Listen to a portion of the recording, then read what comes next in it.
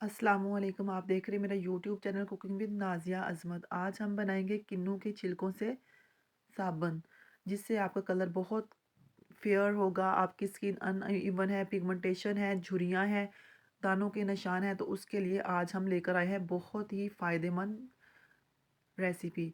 तो हमने किन्नू ले लिए हैं, उनको साफ़ सुथरे करके धोकर साफ़ सुथरा करके उनको हम कर लेंगे पील ऑफ। जिससे आलू जिससे पील ऑफ करते हैं ना, उससे कर सकते हैं। और हमने उसकी जस्ट ऊपर वाली ऑरेंज स्किन चाहिए, हमें वाइट पार्ट बिल्कुल भी नहीं चाहिए।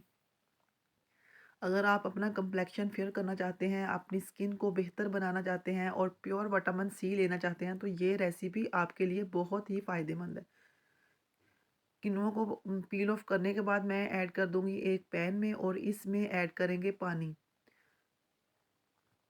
और ये जानने के लिए कि हम विटामिन सी से भरपूर साबुन और रंग गोरा करने वाला साबुन किस तरह बनाएंगे, तो आपको वीडियो को बिना स्किप किए फुल वॉच करना होगा।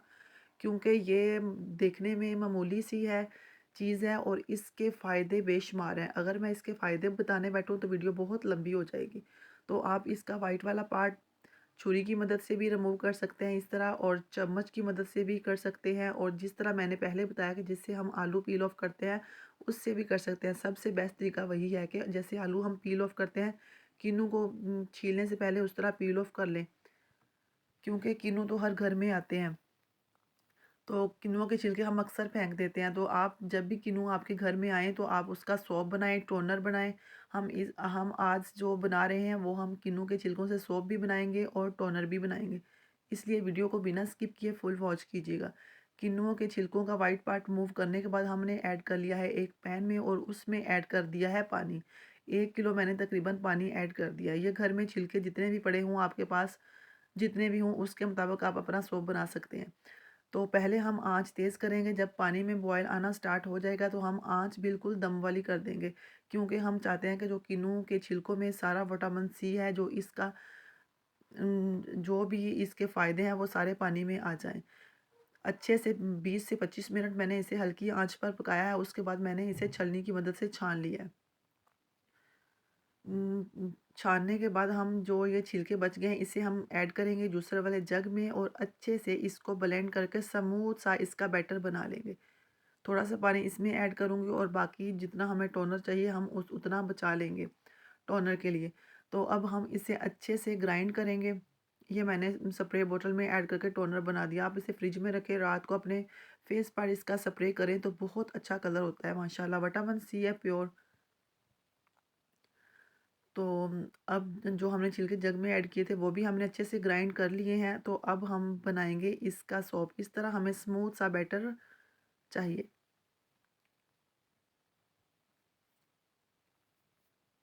तो दूसरी तरफ एक पैन ले लिया है, जो हमने छिलके ग्राइंड किए थे उस पैन में ऐड करके हम उसको पकाएंगे।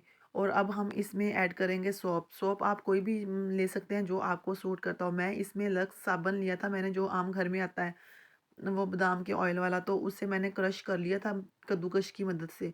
और अब इसमें मैंने ऐड करके हम इसको इतना पकाएंगे कि इसमें जो भी जो ये सौंफ नज़र आ रहा है बिल्कुल इसमें अच्छे से मेल्ट होकर यकजान सा स्मूथ सा बैटर बन जाए। और इसे हम थिक होने तक पकाएंगे। और ये बहुत ही अच्छा सोप है और हमारी स्किन के लिए बहुत फ़ायदेमंद है। स्किन पर झुर्रियों का मसला है, छाइयाँ हैं, और पिगमेंटेशन है, या दानों के निशानात हैं, और आपकी का कंप्लेक्शन अनइवन है, तो उस उन सब के लिए ये एक बहुत ही बेस्ट सोप है। इसे थिक होने तक पकाएंगे। फेस वॉश करने के बाद अक्सर हमारा फेस ऐसा खिंचने से लग जाता है, ड्राई ड्राई सा हो जाता है।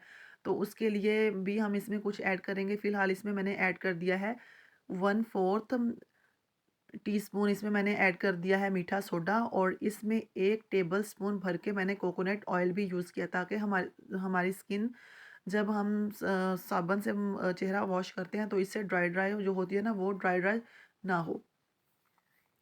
हमारी स्किन बिल्कुल स्मूथ और सॉफ्ट रहे। हम अब इसे थिक होने तक पकाएंगे। जब थिक हो जाएगा तो हम इसको ट्रांसफ़र करेंगे मोल्ड में।